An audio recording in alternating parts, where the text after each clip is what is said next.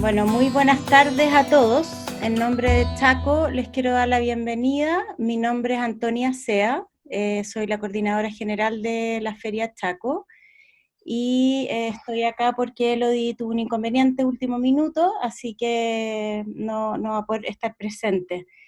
Les damos la bienvenida a este conversatorio de arte de mujeres en Chile, coleccionismo y agorafilias. Agorafilia, que es esta atracción por los espacios abiertos que todos estamos necesitando en estos minutos.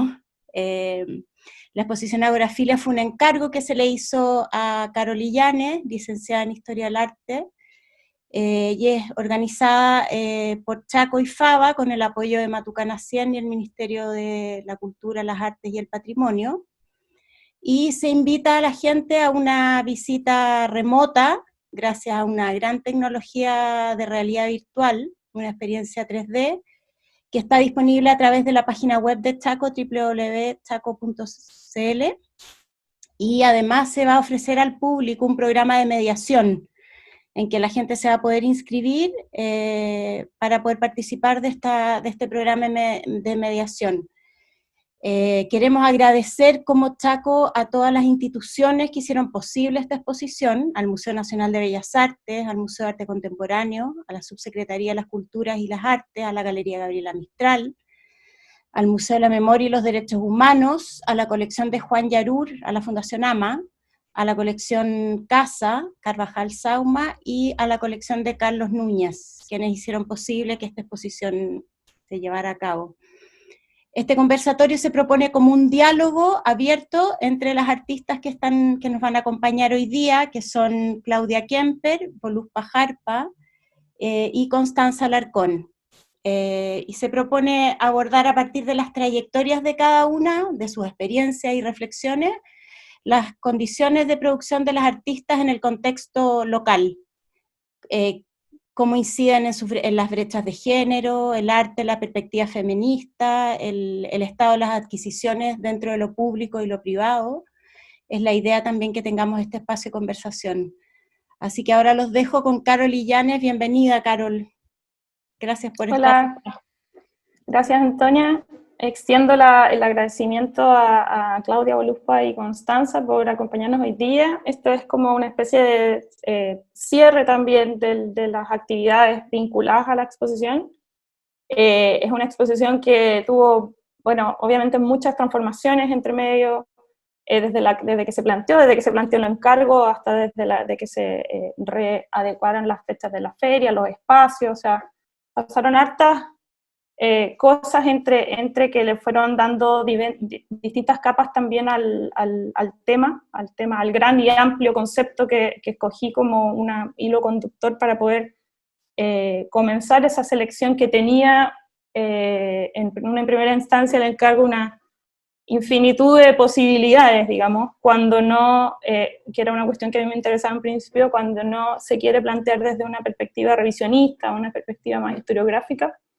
Para mí, desde un principio, y voy a solo mencionar un par de cosas que tienen que ver con el general, para luego ya dar la palabra un poco a las artistas y poder conversar algunos temas, como mencionaba Antonia, que van más allá de las obras mismas que fueron seleccionadas y la muestra y la curatoría, sino que más que ver con su experiencia y con su trayectoria, y principalmente las condiciones de producción, que es lo que amerita, digamos, por lo menos tematizarse mínimamente en un contexto de este encargo, ¿cierto?, de arte de mujeres. Entonces, bueno, varias de las cosas que en el fondo pueden encontrar ahí en el texto curatorial que está en el catálogo, en el recorrido, los textos de obra, o sea, varias cosas que pueden, en el fondo, aproximarse por diferentes vías, digamos, que me puedo saltar, pero hay una cosa que me gusta mucho recordar cada vez que comento la exposición, porque hay algo que en el tiempo un poco se mantuvo y que se resume muy bien en el epígrafe del texto breve que viene del texto curatorial y el texto curatorial, que es una cita a una artista que se llama Hilda Yáñez, que en el contexto de Händel with Care, en la exposición que curó Soledad Novoa con Jennifer Becerra y Ana María Saavedra, en el MAC del 2007, una gran histórica exposición ya a esta altura, un gran referente, y que, bueno, varias artistas que estaban en Agorafilia también estuvieron en esa oportunidad. Y la cita dice así: ¿cómo se explica una exposición solo de mujeres? A, como una revancha o ajuste de cuentas. B, como una deuda histórica. C, como una moda que está pegando fuerte. D, como la maniobra más políticamente correcta del momento. E, como algo absolutamente natural. Y a mí me parece que esa cita, que fue el 2007, se han pasado hartos años de eso, todavía sigue muy vigente en el fondo, cómo poder uno elegir, cómo pensar y cómo abordar una exposición, cómo abordar un grupo de obras producidas por artistas mujeres, que tiene una mezcla entre cinismo y oportunismo y también instrumentalización, ¿no? Que son varios conceptos que uno puede empezar a pensar cuando habla de los problemas que en el fondo están involucrados dentro de las tradiciones, las formas de hacer y por supuesto el problema central que hoy día yo creo que va a aparecer harto, que es el tema de las brechas de género. Entonces, bueno, solo quiero leer brevemente un fragmento del texto que un poco contextualiza el concepto mismo, de manera más organizada, porque si no yo me pongo a hablar y después no paro. Y dice así: de la agora plaza pública y filien, amar, agorafilia significa afición a los lugares públicos, atracción por los espacios abiertos. Para Rosalind Deutsche, por quien llega al concepto, la forma más acertada de describir el inédito aporte de la crítica feminista es a partir de la relación entre espacio público y democracia. Un sentido tradicional mal comprendido del espacio público lo entiende al alero de dos peligrosas palabras: unidad y consenso, estandartes del fascismo. Temer a la inestabilidad de lo abierto, la agorafobia o vértigo de lo abierto, es su mayor y más vívido efecto. Por el contrario, el disenso, el conflicto y la irresolución son la esencia de lo público, sentidos realmente democráticos. Si existe, y aquí es una hipótesis, digamos, provisoria, algo así como el arte de mujeres quizás está ahí, en esa demanda autoinducida de hacer salir algo, una necesidad de mostrar una herida abierta o de obligar la mirada hacia lo invisibilizado. Bueno, quiero un poco ya pasar a comentar un poco algunos temas que están involucrados en estas temáticas, como cómo llevar la agorafilia al concepto, la metáfora, hacia un asunto concreto, digamos, de la producción.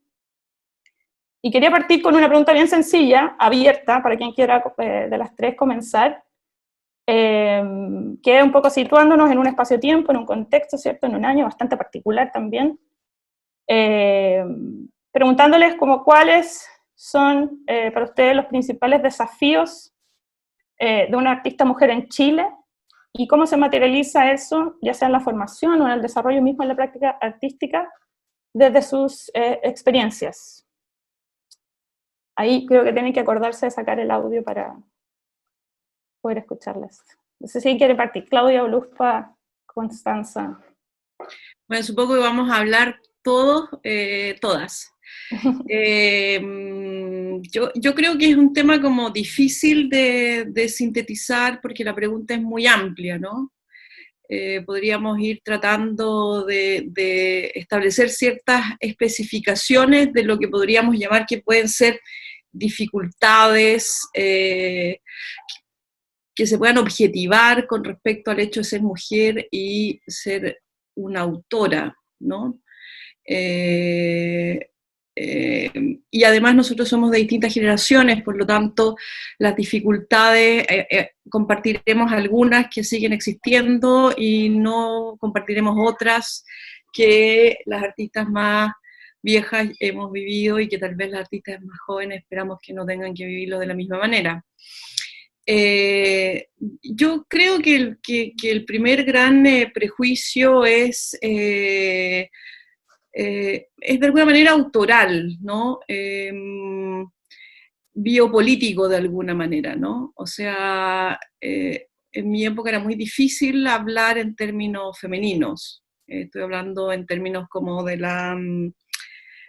la formación académica. Me acuerdo perfectamente cuando yo partí investigando la histeria, era como que estuviera contando un chiste, solo por el hecho de interesarme en saber de qué se había tratado esa mirada y esa crisis histórica, digamos, ¿no? Entonces, tal vez una de las primeras dificultades antiguas que podríamos discutir, Connie, si esas dificultades, según tú, siguen existiendo o no, es que la autoría de la mujer tiene que ser validada por los hombres, ¿no? Tiene que ser consensuada de alguna manera a través de la mirada masculina, y eso empieza a generar una serie como de filtros, ¿no? Estoy pensando desde que uno es muy joven. Creo que cuando uno ya toma autonomía eso deja de ser así, pero me da la impresión que para las mujeres más jóvenes estar obligadas a ser como aceptadas o chequeadas por la mirada masculina, ya sea de sus pares o de sus profesores o de los profesionales del medio artístico, es algo que uno lo siente desde que parte, ¿no? No sé, Connie, ¿qué opina? O sea, el contrapunto con la Connie, solamente porque somos generaciones distantes, de alguna manera, ¿no? Claro, a mí me da la impresión de que yo creo que como la aprobación masculina así en sí misma puede ser que tenga distinto peso para generaciones como la, y más aún para generaciones más jóvenes que la mía. Sin embargo, igual yo creo que hay una parte que subyace interacciones que se disfrazan como no problemas de autorización y de aprobación, que es donde como aparece la figura como del artista par masculino, por ejemplo, o del profesor, que tiende como a mostrar una especie de empatía y una conversación como mucho más amena, que tiene que ver como con inclusión, con que yo soy yo no distingo por género, qué sé yo. Sin embargo, por ejemplo, en un contexto educacional, el 90% de los artistas y textos que se comparten son escritos o los autores son hombres. Entonces ahí, como desde ese pequeño roce, empieza a aparecer como una especie de dicotomía en la cual los pares masculinos o los profesores no es una agresión directa, quizás como otras generaciones con las que hemos conversado antes, como que ya era como directamente agresivo, sino que más bien se te arma esta división entre la cual tú vives en un mundo que supuestamente y como ruidosamente se dice no machista, se dice inclusivo, sin embargo en la práctica ejerce lo contrario, y ese ejercicio, como es invisible, se vuelve súper violento porque es casi imposible ponerle nombre. Entonces, creo que yo en ese sentido que las artistas que logran pasar esa como primera etapa de descubrimiento, decir como, hey, como toda esta base que operaba acá en la formación, sí, en realidad sí contiene toda esta violencia, y ese descubrimiento es como el primer paso que debe permitir empezar a elaborar esta autoría de la que estábamos hablando. Entonces, yo creo que si bien hay una evolución o un cambio, es un cambio en la forma quizás de cómo se manifiesta, pero no en el fondo, no es una batalla ganada, digamos.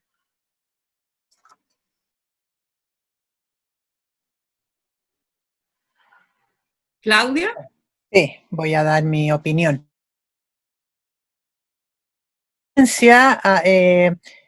Sin duda que hay una diferencia en el ejercicio de ser artista siendo mujer, digamos, y no solo ser artista, sino que ser humano, ¿no? Como que todo cambia.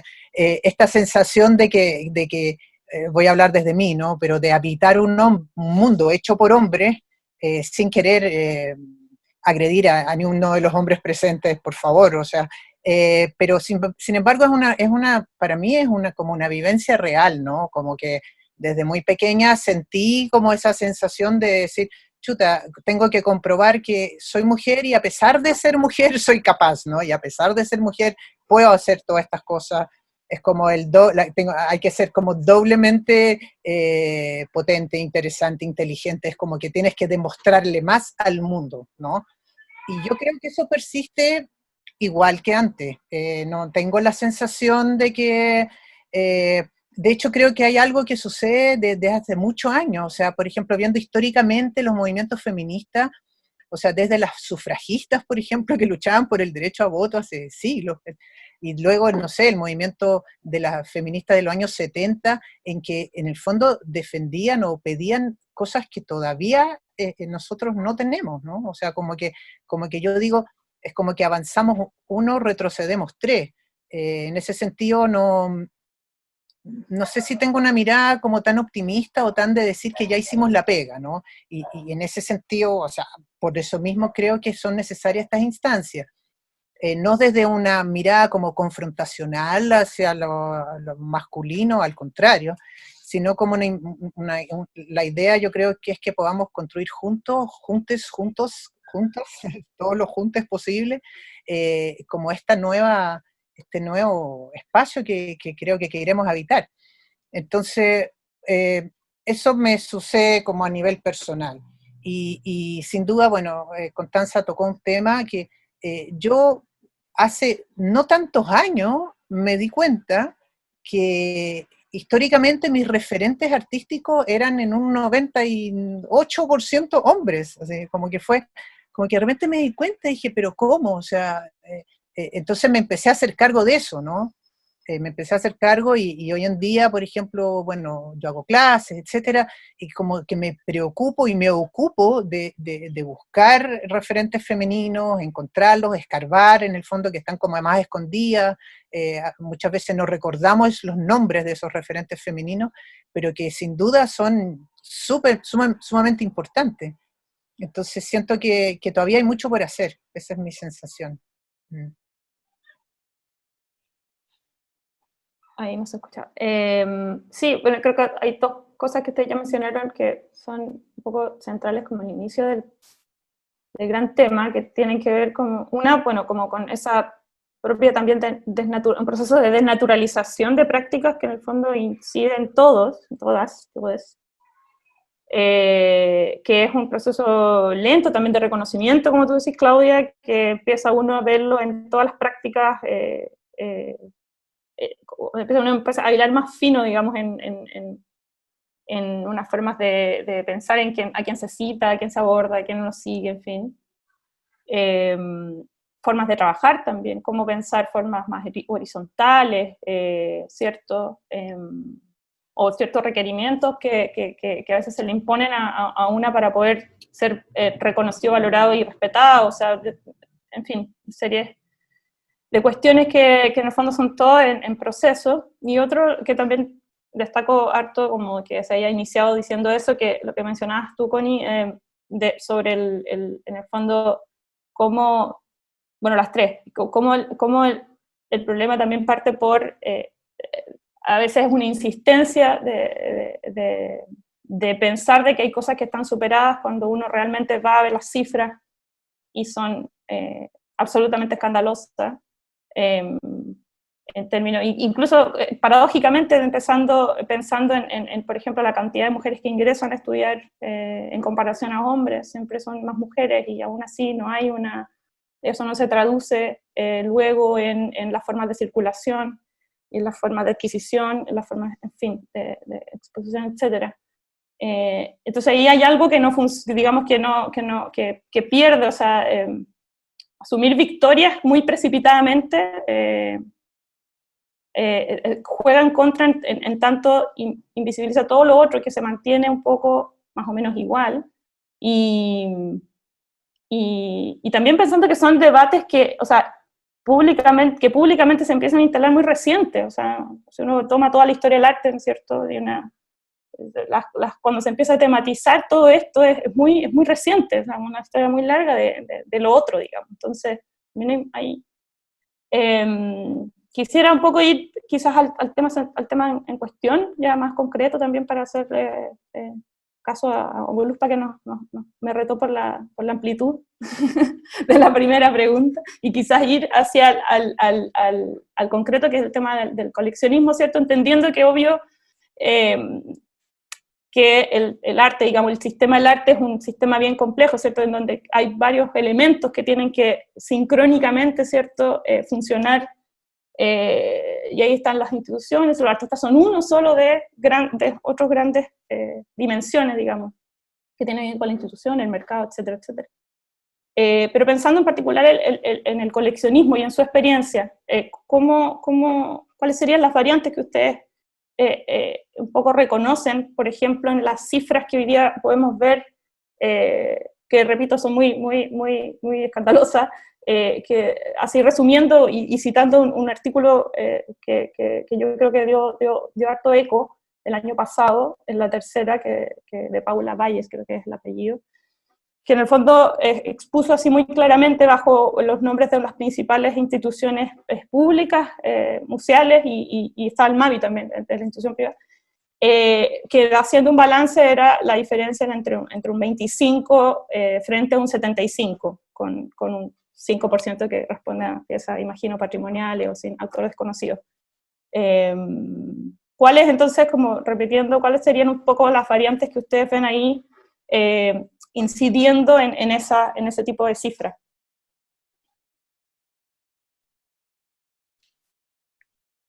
Yo creo que la participación de la mujer en la vida pública, en general, en toda la vida pública, sea política, sea intelectual, sea artística, sea en términos de reconocer el conocimiento que las mujeres aportan al debate público, o los discursos que son generados por las mujeres y que tienen incidencia en la sociedad, hay una merma gigantesca entre lo que producen las mujeres y lo que es recepcionado socialmente, ¿no? Y yo creo que esa merma se llama machismo, digamos, no tiene ninguna otra palabra posible, digamos, ¿no? Yo he estudiado en algunos aspectos el tema en términos de obra y hay una larga tradición de subalternizar a las mujeres, así como se han subalternizado culturas completas también en otros sentidos, en términos de raza, por ejemplo, ¿no? Pero con respecto a lo que estamos hablando acá, la construcción de la mujer como una subalterna de un discurso patriarcal es algo que es parte de nuestra cultura eurocéntrica, y nosotros como una especie como de satélite colonial que hace eco de esa estructura psíquica, ¿no? Y esa es una estructura psíquica social, digamos, ¿no? Entonces, en términos del reconocimiento de que la sociedad se interese genuinamente por los discursos, por la producción de discursos, por la producción de conocimiento, y por la producción simbólica de las mujeres con respecto al arte, evidentemente que, así como todas las otras áreas de la sociedad, está como absolutamente replegada. Entonces no extrañan nada esas cifras que tú estabas dando de coleccionismo, ¿no? A mí siempre me ha llamado muchísimo la atención y me sigue llamando la atención cómo es posible que nosotros tengamos una artista como la Violeta Parra, que siga siendo una artista completamente marginal dentro de la cultura chilena. Ayer salió una lista de la BBC y era la tercera música, era una lista generada por la BBC, cuál sería la canción que usted se llevaría a la isla desierta si es que se acabara el mundo. Y bueno, y la tercera posición era Gracias a la vida. Entonces uno dice, bueno, una persona que es capaz de generar ese nivel como simbólico, universal, que otros reconocen, y que sin embargo hasta el día de hoy, como sociedad chilena, nosotros no somos capaces de darle un lugar a esa potencia creativa que tiene la Violeta Parra. Y estoy citando a la Violeta Parra como podría citar a muchas otras mujeres. A pesar de eso, Chile tiene un gran reconocimiento por artistas mujeres en términos internacionales, digamos, ¿no? Yo diría que tal vez los artistas contemporáneos chilenos más reconocidos de la segunda mitad del siglo XX hasta ahora son mujeres o son personas de géneros no binarios. Entonces ahí hay claramente una descalce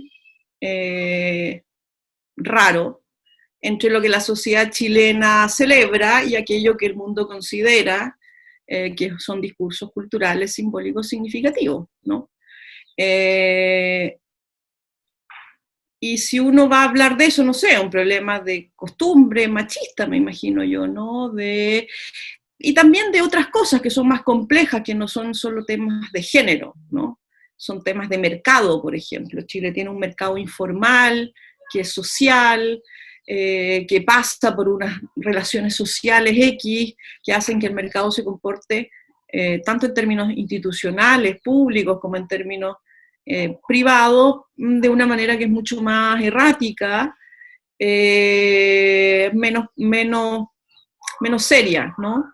Y eso no tiene que ver solamente con un problema de género, tiene que ver con un problema de costumbres sociales también, ¿no? Donde la cultura no tiene un lugar relevante a partir de ciertas clases sociales, a partir de las élites, ¿no? Y en artes visuales eso es bastante nefasto porque nosotros somos unas artes que necesitamos recursos para poder hacer las producciones, ¿no? No somos un arte barato, no es fácil sostener una carrera artística, no es fácil sostener la producción artística. Entonces, si a partir de un momento se corta ese reconocimiento simbólico por parte de la sociedad, que es la que tiene que demandar y consumir eso, guardarlo y generar patrimonio, entonces claro, ahí se va produciendo un desfase, ¿no? Pero quiero dejar anotado que sin duda probablemente el reconocimiento de nuestras artistas mujeres en los últimos 30 años son sin duda las artistas más reconocidas que tiene Chile, digamos. Estoy pensando en Paz Errázuriz, estoy pensando en Lottie Rosenfeld y muchísimos otros, estoy pensando, no sé, Las Yeguas del Apocalipsis, Pedro Lemebel, o sea, los artistas que tienen un reconocimiento que tiene que ver con el periodo democracia, transición, son sin duda artistas. También ahí en ese reconocimiento internacional hay muchas mujeres, digamos, ¿no? En términos de mercado, ahí se genera como este ruido que probablemente no tiene que ver solamente con los hombres, sino que tiene que ver con una división de castas y de clases sociales que hay en Chile. O sea, también podríamos decir que no hay artistas mapuches, podríamos decir que no hay artistas LGTBQ+, podríamos decir que probablemente los artistas de clases sociales de extracción más popular también les cuesta mucho más, o sea, es más compleja que solamente la marginación de la mujer. Y las mujeres estamos dentro de este saco de subalternidades, digamos. Eso.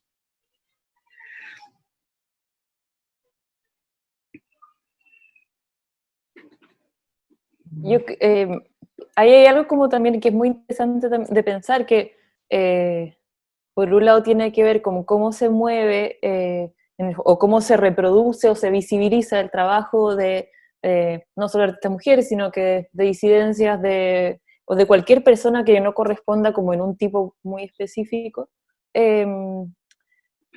Dentro de esa circulación hay dos asuntos que a mí me llaman mucho la atención. En un principio, como en mi vida hace unos años, negativamente, y ahora ya no lo veo, o sea, para mí se me dio vuelta como productivamente, y creo que el dar vuelta productivamente como los asuntos que estamos discutiendo es sin duda como o una de las características principales de la producción de artistas otros, digamos. Por un lado tiene que ver con el tipo de obra que se colecciona. Creo que ahí hay un asunto clave que tiene que ver con que me da la impresión a mí que hay una relación entre que si las artistas mujeres producen cierto tipo de obra, es más posible que sean coleccionables. Si hay artistas mujeres que producen obras en disciplinas que por lo general se vinculan a una práctica masculina, es mucho menos probable que se coleccione. Eso es pésimo, pero lo que sí genera, que es muy productivo, es que permite idear nuevas formas de hacer. Y ahí es donde a mí me parece que es como que se vuelve como extraordinaria la práctica de estas mujeres, por la cual, coincido con Voluspa, son quienes como pueden participar de conversaciones globales mucho más rápido. Por ejemplo, hay una anécdota que como en los 60, cuando se populariza la cámara de video cassette, digamos casera, eso permitió a un montón de artistas empezar a hacer imagen en movimiento porque no tenían acceso a la infraestructura ni económica ni técnica para hacer cine. Entonces, como esa operación de dar vuelta a la precariedad material, simbólica, lo que sea, me parece que es muy productiva una vez usada. No es algo que yo defienda como que ojalá se mantenga en el tiempo, pero sí, sí significa que se vuelve muy radical y muy política la práctica de la mujer. En ese sentido hay una especie de navegación material, medial y como en cuanto a las ideas y símbolos que siempre está en reelaboración porque siempre se va a ajustar a una especie de puerta que no le va a permitir entrar de una forma como concreta. Ese terreno yo creo que es fundamental, es muy significativo y es lo que hace que sea una práctica muy fuerte. Ahora, ¿cómo eso entra después a participar en conversaciones de coleccionismo? Es un tema que a mí me parece es un poco urgente porque ahí se pueden identificar como fenómenos que tienen que ver con la producción contemporánea que son muchísimo más interesantes. No sé, como para pensar como en algunas artistas, hablando por ejemplo de la Pilar que no pudo venir, como la Pilar nunca se puso una restricción de escala para hacer su producción como escultórica, pero entra vía cartón, cosas encontradas, como la práctica de Pilar no espera como ni el financiamiento ni el reconocimiento para entrar como vía material tradicional. Así como eso, como la producción de las artistas sonoras, la producción de quienes hacen video, siento yo siempre está un poco teñido por esa movilidad técnica. Me parece que es característico de una época y muy fundamental empezar a observar desde el coleccionismo y desde los museos también. Claro, en ese sentido lo que está diciendo la Connie, o sea, habría como en la artista chilena mujer, habría como una cierta libertad disruptiva que probablemente viene de una condición de mucha construcción de defensa a partir de una sociedad muy, muy peligrosa para la mujer, ¿no? Y nada, estoy pensando también en las tesis, por ejemplo, como fenómeno global, ¿no? O sea, artistas mujeres que son capaces de construir discursos y símbolos que van más allá de lo que es esperado de alguna manera, por la zona de confort de la cultura contemporánea, ¿no? Entonces yo creo que ese sería un rasgo del artista mujer. ¿Cómo el coleccionismo se hace cargo de eso?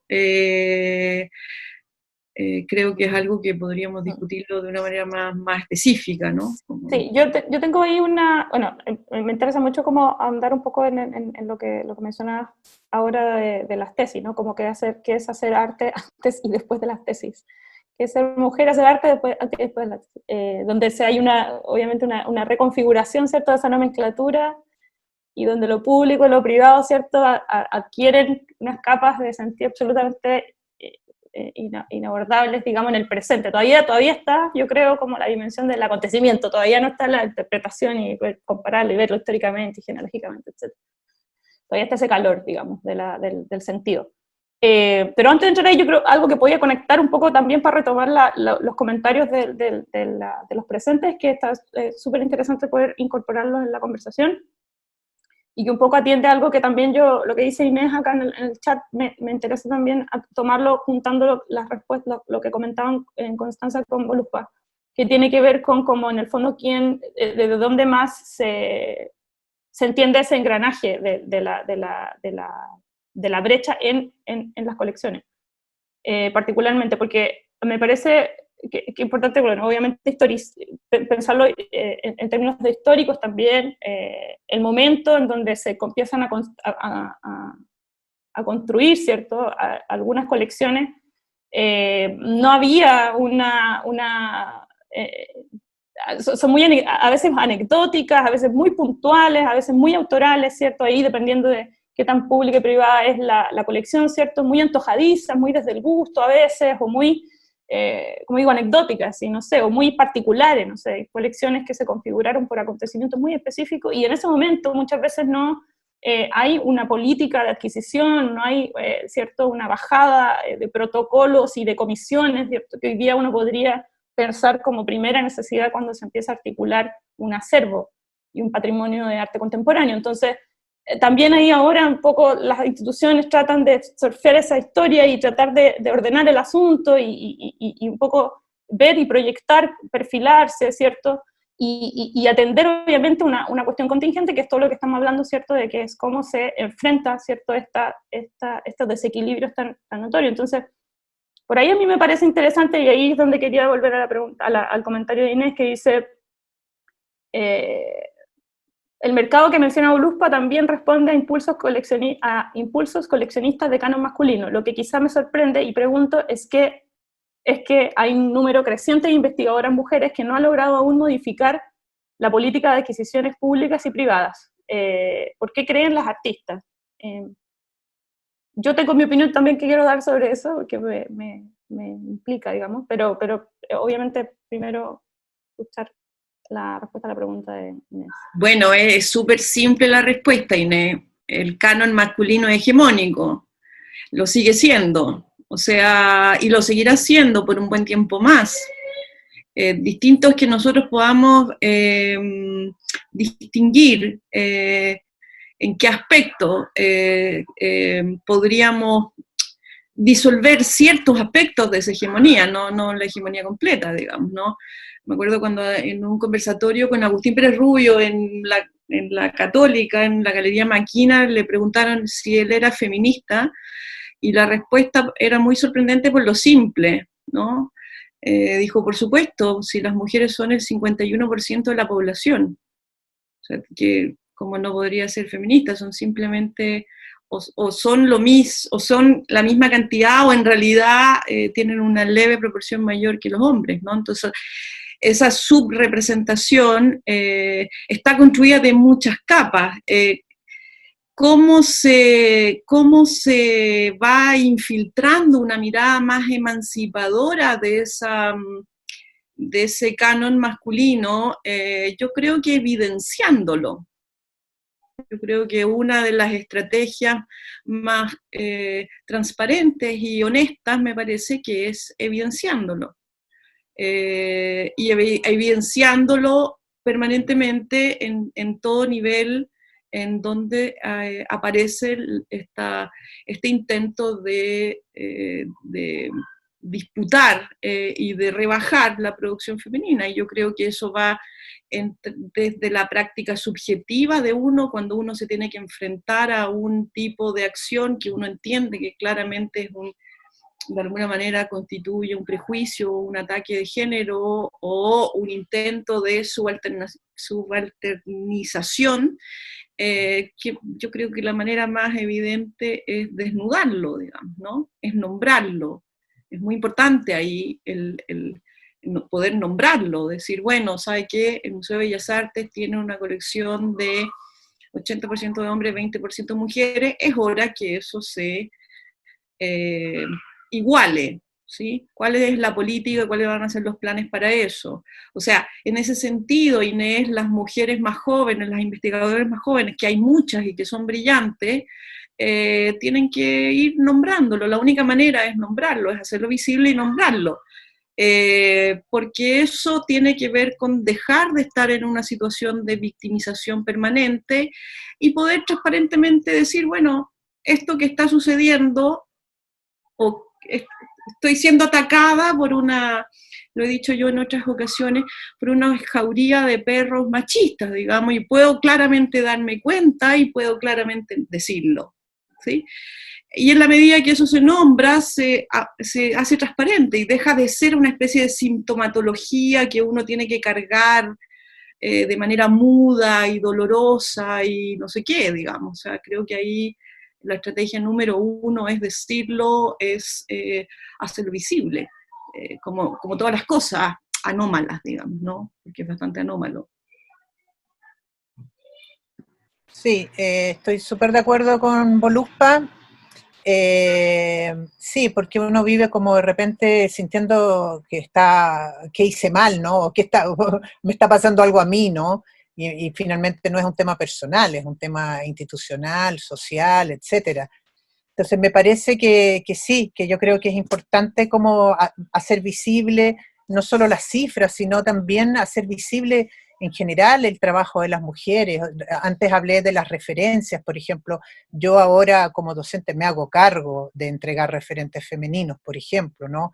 Eh, eh, También recientemente, bueno, hace un tiempo, ¿no? Que dije, bueno, voy a empezar a trabajar un poco en eso también, ¿no? Desde mi trabajo documental, que también ejerzo un trabajo como de documentar y de difundir artes visuales, como que dije, bueno, voy a trabajar difundiendo artistas visuales mujeres, porque creo que de alguna manera como que todos esos impulsos pueden ir o sea, es que no nos queda otra, o sea, como que hay que ir cambiando esta situación, ¿no? Entonces me parece que es súper importante desde todos los frentes como ir pudiendo como mejorar, ¿no? Y hace un rato se habló de algo que me pareció interesante, que es esta o, como en el fondo, como un poco el cliché, ¿no? Como que ¿qué se espera de un artista mujer, ¿no? ¿Qué se espera de un artista latinoamericano, ¿no? Entonces, a mí me parece que igual eso también es una problemática, ¿no? Como en el fondo, soy artista latinoamericana, trabajo con la precariedad, la pobreza, etcétera, bueno, me va a ir bien en la vida, ¿no? O trabajo con las minorías étnicas, con los mapuches, bueno, yo tengo como la fórmula hice mi carrera, ¿no?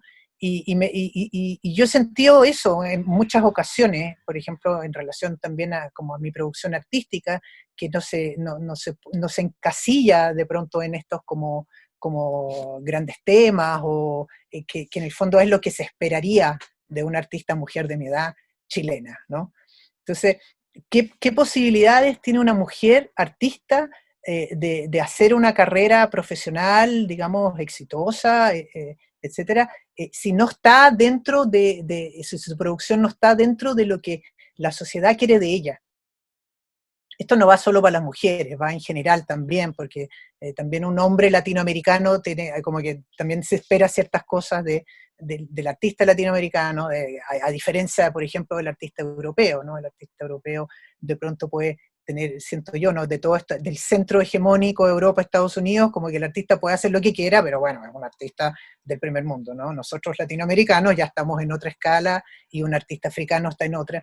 Y creo que es interesante como observarlo y también ver cómo eso se puede ir también rompiendo, ¿no? También rompiendo, porque cómo, en el fondo, cómo poder hacer una carrera validada, exitosa, sin tener que responder a los clichés de lo que se espera de nosotros, ¿no? Connie, no sé si quieres decir algo. No. Es que tú querías hablar, pues, después tú ya. Sí, antes que porque también hay otra pregunta que para poder también enrocarla ahí, un poco como de mi perspectiva, ya que Inés está hablando sobre las investigadoras. Me parece que sí, o sea, estoy con Claudia y con Voluspa de que, claro, hay que nombrar, hay que visibilizar, hay que, y sobre todo sabiendo qué mirar, ¿no? Como no solo de su mujer, sino que también cómo se pueden abrir más temas que están generalmente opacadas por otras trayectorias también, que están más consolidadas, y cómo ir, creo que ahí el arte, entre comillas, joven, también estudiar arte joven tiene ese desafío también, que uno empieza ahí también con con menos certezas a buscar dónde estaría el potencial, en fin. Pero claro, pero creo que, claro, no creo que las investigadoras solas puedan como... sin duda hay un montón de proyectos hoy día interesantes en esta línea y que están teniendo visibilidad y todo, pero yo también creo que sí, es nombrar, es escoger ciertas temáticas que han sido visibilizadas o opacadas por otras, pero también es formas de trabajo, creo, y cómo se plantea también una colaboración más horizontal entre las partes del engranaje también. Yo creo que no sé si estarán de acuerdo conmigo, pero hay cierta hostilidad y cierta, en el campo chileno, digamos, que estuvo bien instalada y que a mí me da la impresión que igual hay algunas variantes que han hecho que eso cambie un poco, o sea, hay más comunicación entre instituciones, entre grupos, entre tendencias, en fin, o sea, hay incluso en el mismo asunto que está tramándose acá, que es la relación entre el campo público y el campo privado, o sea, hay más matices, digamos, ya no hay estos bloques, y también no hay unos protagonismos tan radicales que han hecho obligado a modificar la mirada, pero si eso no se acompaña también de procesos de trabajo, también que se encargan de otra ética, también, yo creo que ahí también está en la forma, digamos, no solamente en el contenido que uno visibiliza. Y un poco pasando a la pregunta que seguía, que un poco iba en esa línea, y retomando la respuesta de Claudia sobre cómo tú, en un fondo, también has hecho ahí una pega que va más allá de lo estrictamente de obra artística, sino que también hay de difusión, ¿cierto?, de circulación, de ir mezclando, ¿cierto?, en esa ética una forma de trabajo que vaya cumpliendo más de una función a la vez. Pamela Ipinza pregunta, dice, las colecciones dan cuenta de la invisibilización de aquello que no responde a un canon hegemónico, pero eso es la punta del iceberg. Entonces, les pregunto, ¿cómo desde la creación artística promueven, intentan un cambio en esa lógica patriarcal? O sea, yo creo que un poco ahí tú abordaste eso, Claudia, pero quizás ahí Connie pueda tratar de unir lo que quería decir con la pregunta de Pamela. Sí, estaba pensando porque, claro, en una como instancia, como una conversación como esta, que pasa bastante menos seguido de lo que yo creo debería ocurrir, y también pensando en los roles predichos, como soy la más chica del artista, puedo ser la feminista enojada esta vez, pero creo que hay dos cosas importantes. Uno es que, y que deviene de lo siguiente, lo primero es que uno como persona y como colectividad también tiene que dejar de aceptar las malas prácticas y los malos tratos. Eso es primero, eso tiene que ver con lo que decía Voluspa, denunciar, que a mí me parece fundamental. Es como, tu museo no tiene esta cantidad en su colección, no tiene diversidad en su colección, no puede ser, no puede, y si lo nombramos, lo decimos, y eso ya empieza a establecer una conversación desde la realidad, no desde el supuesto de a dónde queremos llegar, que a mí me parece fundamental. Es como, yo no voy a aceptar que en una clase de universidad los profesores o profesoras no tengan contenido que tenga por lo mínimo paridad de género, y eso como las y los estudiantes deberían ya exigirlo de base.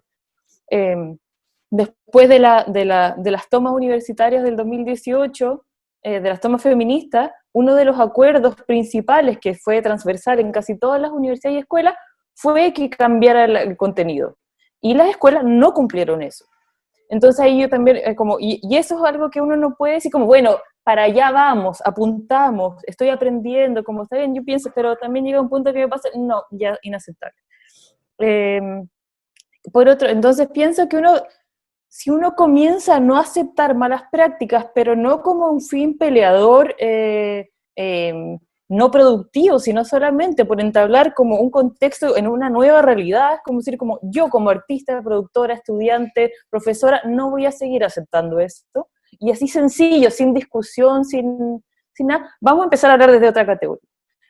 Hablar desde esa otra categoría va a permitir dos cosas. Uno, poder dar espacio a que el trabajo autoral individual de las y les artistas tenga un espacio, y a partir de ese trabajo individual pueda tener una conversación colectiva. Y anclo esto también con lo que comentaba Pamela, que es otro punto que me parece fundamental, y es que las investigadoras o las artistas no tienen por qué poder hacerlo todo, que a mí me parece también fundamental. Es como, no hay por qué, yo no tengo por qué resolver, yo como artista, el problema de coleccionismo del museo para además producir mi obra y además poder sobrevivir. Es como, que a mí me parece que eso es como una de las cargas más peligrosas quizás que se le pone a la práctica como de las y los agentes culturales en un lugar como Chile. Es como, tienes que poder prepararte el camino, traerte los materiales, resolverte el conflicto, cambiar el patriarcado, desmantelarlo, no caer en individualismo y además poder conversar colectivamente. Entonces me parece que también es como es una carga gigantesca, y uno tiene que poder ir también desgranándola. Para mí estamos como en ese proceso todavía de desgranar y de no esperar que nosotras nos hagamos cargo de andar explicándole a tal persona por qué ese comentario está mal. Es como, me parece como esa parte un poco base. Creo que de ahí para adelante, no sé si me fui por las ramas, pero me parece importante hablar como uno, del desgranar, 2, de que no nos podemos hacer cargo de todo, y 3, que hay que dejar de aceptar las malas prácticas, porque si las dejamos de aceptar, todas van a cambiar, no van a poder hacer una universidad sin estudiantes mujeres, es como así de fácil.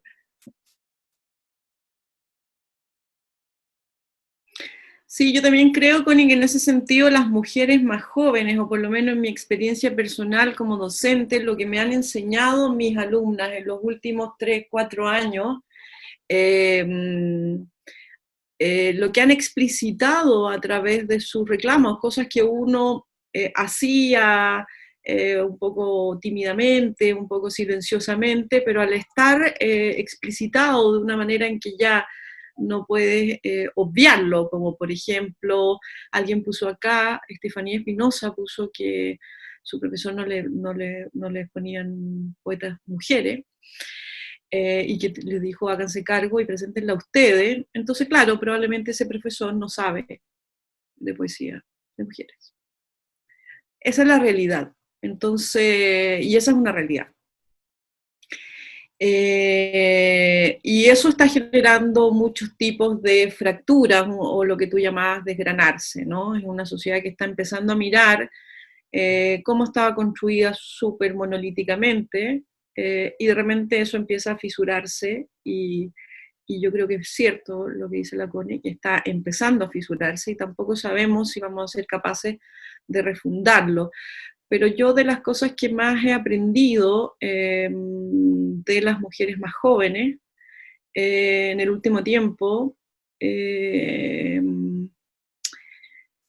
es empezar a trabajar entre mujeres, ¿no? En un espíritu colaborativo, en un concepto más de sororidad, que es una palabra que me cae muy bien, donde hay un tipo de relaciones entre mujeres que son bastante arcaicas, de comunidades femeninas, de unos códigos, de unas maneras de trabajar y de apoyarse y de escucharse, de dialogar, de construir conocimiento, que yo creo que eso es parte también de este proceso que tú llamabas desgranarse. O sea, tampoco es que vamos a esperar que los hombres de 70 años, 80 años que dirigen los museos en Chile tengan repentinamente una iluminación feminista, digamos, sería demasiado extraordinario como para que eso sucediera. Entonces, por lo tanto, esos cambios se dan desde las generaciones más jóvenes, van infiltrándose lentamente en la sociedad, ¿no? Yo creo que eso es el proceso histórico que podemos esperar, ¿no? Sí, y creo que bueno, también a la luz de los tiempos, como tú decías, no creería que, o sea, sí, no se le puede pedir, digamos, atomizar una responsabilidad, ¿cierto?, en una práctica, pero sí es necesario, creo, y para un poco para poder pensar esto de cómo enfrentar en el fondo el presente también en base a estas exigencias mínimas, ¿cierto? ¿Cómo hacerlo o sea, cómo hacerlo desde una también pensar al sujeto en varias dimensiones, o sea, una dimensión es un artista, pero cómo ser artista también, gestionar circulación, cómo ser artista y organizar. Mi pregunta un poco también quería ir hacia allá de cómo en el fondo ustedes quizás diagnostican si esa organización, ese poder organizacional que menciona Voluspa, ese poder de horizontalidad, ¿cierto?, de escucha, que son, digamos, variantes antihegemónicas o antipatriarcales, ¿cierto?, de producir, de escucharse y de movilizar, ¿cierto? ¿Cuál es su diagnóstico eso respecto al campo de las artes? O sea, ¿cómo vemos eso se refleja, se distancia, se reproduce, se traduce de alguna u otra manera? O sea, desde su experiencia, desde algunos proyectos en los que ustedes han participado, de sus propias agencias, ¿cómo ven ustedes ese panorama? Porque creo que desde ahí es importante esa dimensión, ¿no? Del diagnóstico primero, decir, ya, ¿qué es lo que...? Porque, sí, pues epifanía o más que epifanía, como el decir, ya, sí, voy a parar y voy a decir que no, y eso es una parte, y luego ¿qué? O sea, luego viene necesariamente la parte de la organización, ¿cierto? De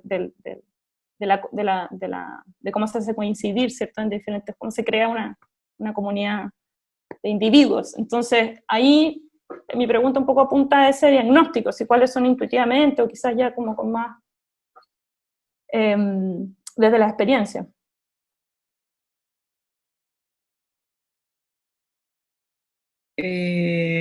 Claudia, ¿quieres hablar? Porque, ¿no?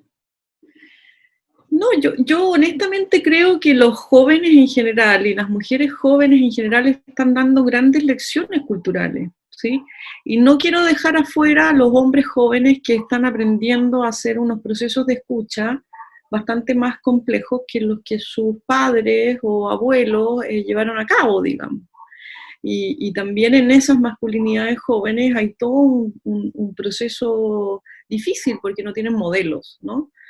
Yo creo que eso se está generando, yo lo veo en el campo internacional del arte, en algunos lugares donde cierto tipo de prácticas han empezado a cambiar producto de las denuncias, que ya justamente esta cosa de nombrar, decir, comparar, denunciar prácticas abusivas de distintos tipos, empieza a ser una cosa que el medio artístico no desea, ya no tiene la gracia tal vez seducir a alumnas, no es tan seductor como antes, no es tan gracioso, o sea, empieza a perder simbólicamente esa imagen de poder con la que se revestía hace algunas décadas que un profesor tuviera novias alumnas, era bien visto por sus pares y por lo tanto el resto decía, bueno, o sea, así será, digamos, ¿no? Hoy día es algo que ya no es posible, ¿sí? Puede valer la expulsión o la denuncia y se transforma en un terreno mucho más peligroso. Yo he visto que en el campo de las artes internacionales hay cierto tipo de cosas que empiezan a suceder lentamente y no para todos, no es universal.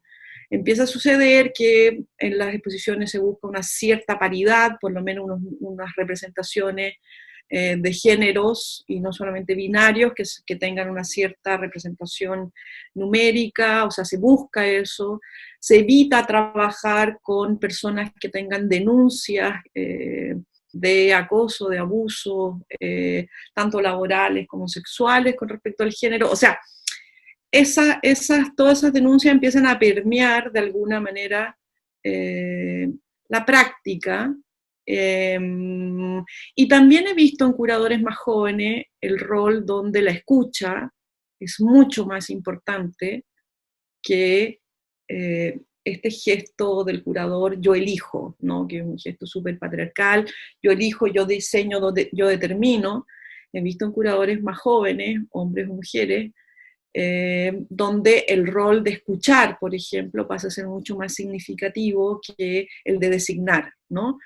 Pero creo que todo eso es algo que se está produciendo, y en la pregunta si eso se está produciendo en Chile, en la práctica todavía no, en el discurso sí. O sea, primero aparece en el discurso y luego hay que ver cómo ese discurso permea las distintas prácticas, ¿no? Por eso creo yo que es importante primero la constitución de esa palabra, ¿no? El yo acuso, o el yo nombro, o el yo puedo decir lo que estoy viendo, y cómo eso constituye una gran desigualdad, es el paso 1, digamos, ¿no? Después, cómo eso va a empezar a transformarse en distintas prácticas, y ahí creo, retomo lo que decía la Connie, las organizaciones de mujeres, que además una de las cosas más interesantes que tienen, es que son intergeneracionales, ¿sí?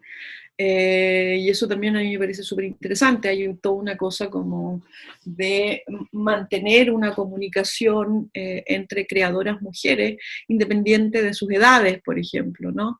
Que a mí me parece muy, muy atractivo, y siempre las mujeres, ya sean más viejas o más jóvenes, son muy amables a la hora de acogerse, de escucharse, de un respeto intrínseco, no hay una lógica de competitividad, creo yo, ni, ni una cultura de estar a la defensiva, que probablemente en el mundo público uno tiene que tener más herramientas defensivas, ¿no? Y ese creo que es un inicio, no es tan... Y nombrar las injusticias no es tan rápido, ni es tan fácil, ¿sí? O sea, lo vimos en el libro de Andrea Yunta, por ejemplo, hay todo un léxico y un glosario que tiene que ver con eso, con poder nombrar prácticas, ¿no? El hombre que explica lo que la mujer quiso decir, después que habló, todo ese tipo de prácticas que están invisibilizadas porque no están nombradas, entonces eso es algo que está recién empezando. Sí, mi experiencia de los últimos años ha sido como encontrarme con, yo creo que un poco porque he estado con las antenas de encontrar eso, ¿no? Encontrarme con artistas mujeres y con personas, mujeres en los ámbitos de las artes, ya sea desde la gestión, la curatoría, etcétera.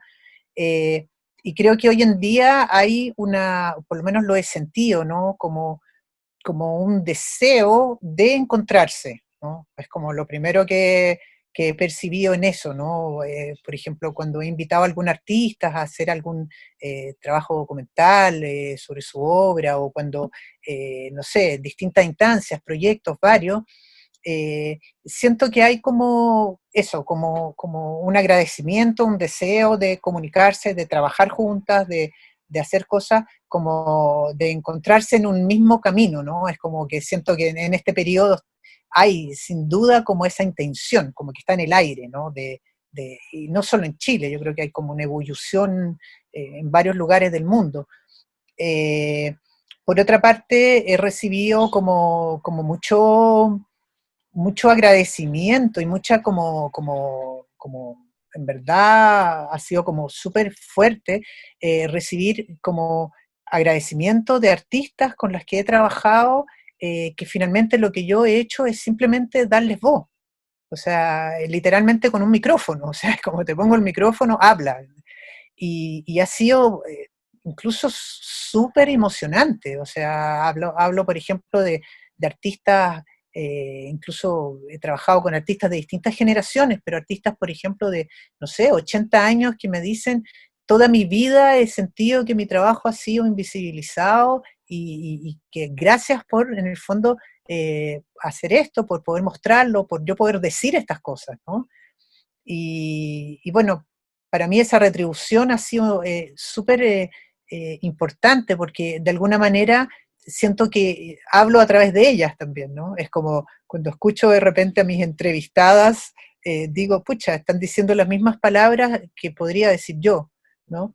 Y para mí ha sido un aprendizaje también de alguna manera, como que el trabajo del arte suele ser muy solitario, ¿no? El ejercicio de hacer obra suele ser solitario y también muy centrado en uno misma, ¿no? Como el yo, me miro a mí, etcétera. Y de pronto como que creo un poco en el espíritu de lo que estamos hablando, ¿no? De esta intención de encontrarse y de poder pensar la forma o sentir y hacer nuevas prácticas de hacer algunos cambios a este sistema patriarcal, ha sido como muy, muy bueno ver que hay mucho interés, mucha recepción, se pueden hacer cosas y siento que de todas formas hay como algo distinto a lo que pasaba hace pocos años atrás, ¿no? O sea, y esto va sumado, por ejemplo, a todo este movimiento, bueno, el estallido social del año pasado, ¿no es cierto? Etcétera. Entonces creo que estamos como en un periodo como muy, muy de fértil para hacer estas cosas ahora, ¿no? Para hacer estas prácticas, para encontrarse, para trabajar, eh, para escucharse, ¿no? Y eso, yo me he propuesto eso y también como cambiar de repente ciertas como prácticas, ¿no? Si antes era como voy a trabajar duro y quiero llegar allá y quiero como lograr que mi obra esté presente en tal o cual lugar, hoy en día para mí es quiero pasarlo bien haciendo lo que hago, ¿no? Y quiero encontrarme con gente con la que me nutra, ¿no? Entonces creo que esos son algunos cambios que quizás a un nivel pequeño se van como, siento que van como el virus, ¿no? Que se van contagiando, ¿no? Es como un contagio positivo, ¿no? Eso ha sido un poco lo que me he planteado y la experiencia de cambio de este último periodo. Y sí, y hay como una reconfiguración de las prioridades que ahora está, digamos, sumamente pujada por el contexto, ¿cierto? Todo eso se reorganizó también, como la relación entre obra y trabajo, yo creo que en particular hoy día es una preocupación bien transversal dentro de las y los artistas. Y hay algo que cruza, digamos, a ustedes tres y que tiene que ver con la pregunta que está haciendo Valentina ahí, un poco para continuar con esa línea de la relación entre educación, ¿cierto? Y generaciones, y un poco, bueno, Valentina pregunta, dice, pensando en el tema de diversificar los currículums de la enseñanza de artes visuales, ¿cómo creen que se hace prácticamente esto? Pensando en cómo incluir las mujeres y gente queer, trans, no binaria, siendo que se han borrado históricamente de la historia, y la labor extra, free labor, que implica hacer esta búsqueda, y también dos, en cómo pasar obras artistas supuestamente cánones para la formación, por ejemplo, en Land Art. ¿Cómo desde la experiencia particular eso qué conlleva, qué determina y como qué cosas en el fondo ustedes lo ven en su práctica docente? Sí, bueno, voy a hablar corto, pero en verdad, desde que me propuse hacer eso, porque me lo propuse, así como que dije, ya, basta, ahora voy a contar la historia como yo pienso que es.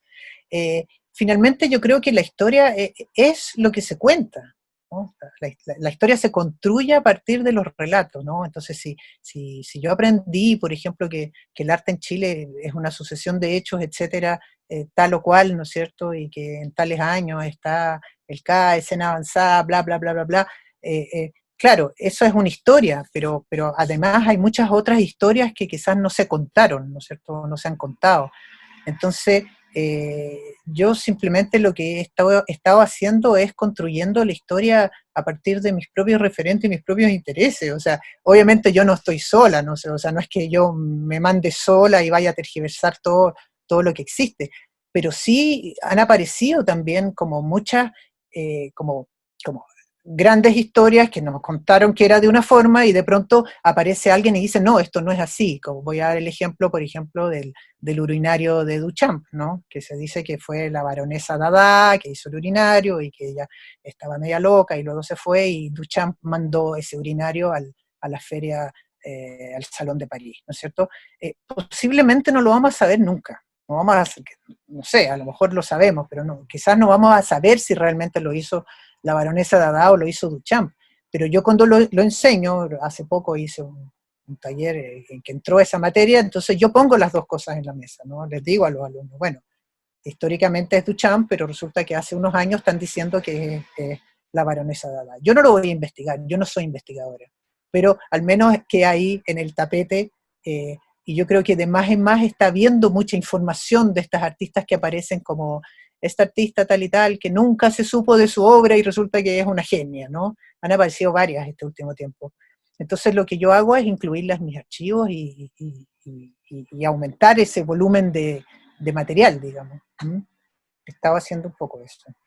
Es como la historia oficial y la otra historia que quizás vamos a empezar a contar, o estamos ya contando. Sí, yo creo que la borradura de la historia hay que darla por descontado, o sea, como no solamente con respecto a las mujeres, sino con respecto incluso al país en el que uno vive, el continente que habita.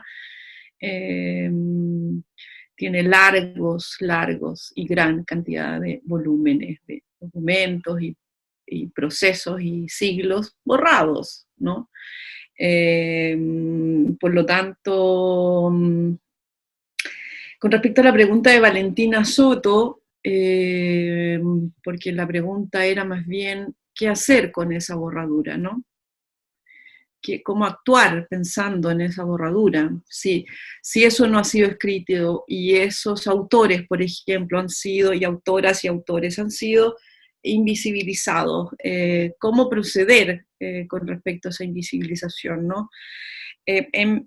Desde mi opinión personal, yo creo que, y esto es por una deformación de las cosas que a mí me interesan y las cosas que yo investigo y que son las cosas que a mí me importan, y no estoy pensando que tiene que ser algo totalitariamente homogéneo para todos, pero creo que si a uno le interesa, todavía tenemos la ventaja de estar en un mundo donde el conocimiento está relativamente abierto a través de todo lo que uno puede ver en Internet, ¿no? Es una ventaja, hay una cierta todavía democratización que hace posible que si a alguien le interesa mucho y le compromete mucho un cierto tipo de restitución de algo que fue omitido, puede personalmente abocarse a esa tarea, no necesita ser un investigador y un historiador. El otro día estaba hablando con un intelectual mexicano bien radical que decía, yo considero que en estos tiempos todos debemos ser historiadores, así de simple. O sea, todos tenemos la posibilidad, y la manera en que la historia no la escriban siempre los vencedores es que, de alguna manera, bueno, él lo radicalizaba, digamos, decía, todos tenemos el deber de ser historiadores, ¿no? Que no es solo testimoniar, sino que es buscar una construcción que pueda restituir eso que fue omitido, ¿no? A propósito. Que no es solamente testimoniar desde mi yo, sino que es buscar justamente aquellos que fueron omitidos y que yo puedo de alguna manera empatizar. Eso también tiene que ver con la sororidad. Empatizar con aquellos que fueron borrados, omitidos, es parte de la empatía natural que de alguna manera creo yo, subjetivamente, que tiene que ver con ciertos aspectos de lo femenino.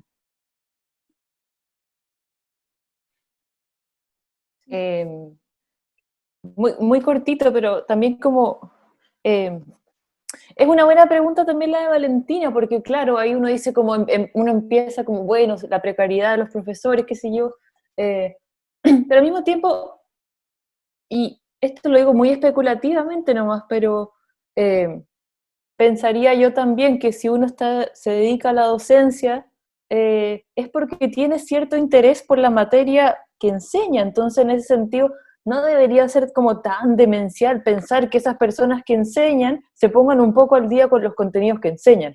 Es como, me parecería como no sé si es como debería ser un tema tan gigantesco. Es muy bueno el ejemplo que Valentina pone con el Landart, como los cánones, que uno, me acuerdo de la experiencia de la universidad, que era como, te mostraban unos Landart y uno miraba para el lado de la cordillera de los Andes y era como, no sé, como no me la compro tanto, pero pienso que es como esto, como todo ese proceso también puede ser parte de una conversación como fluida y amable también, es como, pero tiene que existir la voluntad de hacerlo, como, el problema es cuando uno se encuentra la resistencia del docente, como cuando hay una resistencia directa que dice como, yo no sé otra historia que esta es la que voy a enseñar, esta es la que está documentada, toda la otra no está, y usted me la tiene que traer. Es cuando, esa resistencia es cuando ahí uno puede empezar así como,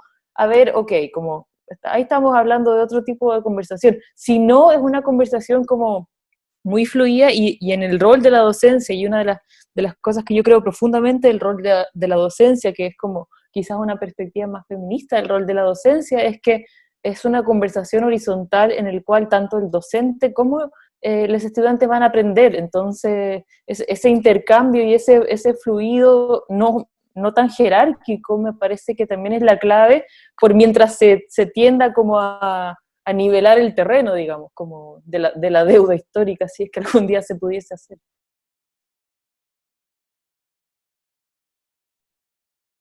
Bueno, estamos, no sé si alguien más quiere hacer una última pregunta o comentario en los presentes.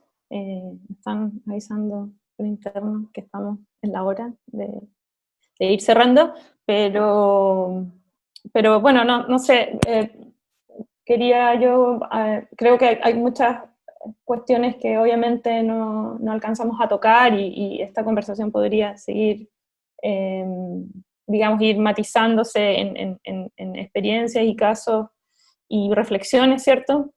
Creo que también van a haber más momentos, vamos a hacer que existan más momentos para poder continuar también esa conversación. Creo que es una deuda, una demanda, una necesidad, y algo que en el fondo también tiene que operar entre nosotros, esa necesidad de agencia hoy día, que muy bien ustedes han ilustrado a partir de su trabajo, de su trayectoria, de su experiencia. Entonces, por esa también generosidad de compartir eso, les agradezco muchísimo como haberse prestado para esta instancia a conversar sobre estas cosas. Invito a todos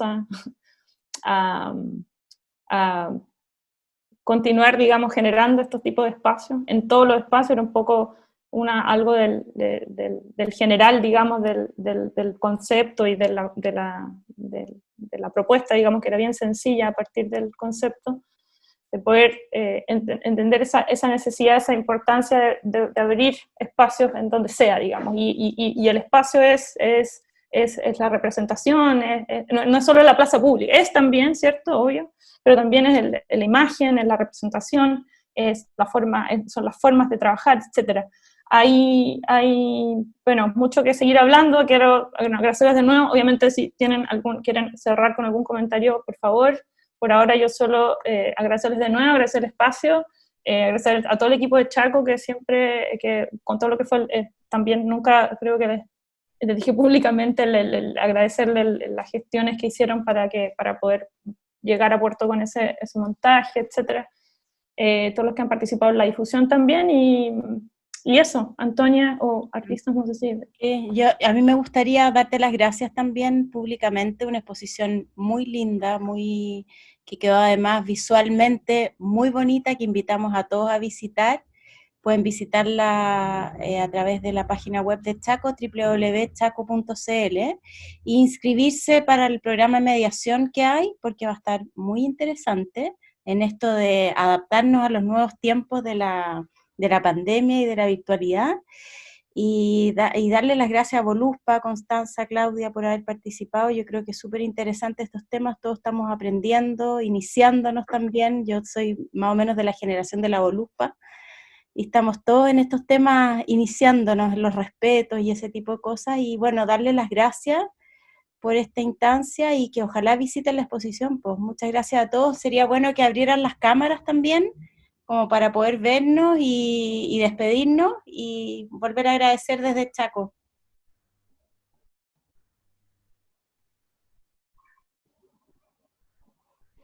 Faltan los audios. Gracias a todos. Ahí está, gente. Gracias a todos los presentes. Saludos, Quedarse hasta el final. Gracias. Gracias por la invitación. Gracias, Carol. Sí, gracias a ustedes. Gracias, Carol. Gracias, Carol. Muy bueno todo. Muy buena la muestra.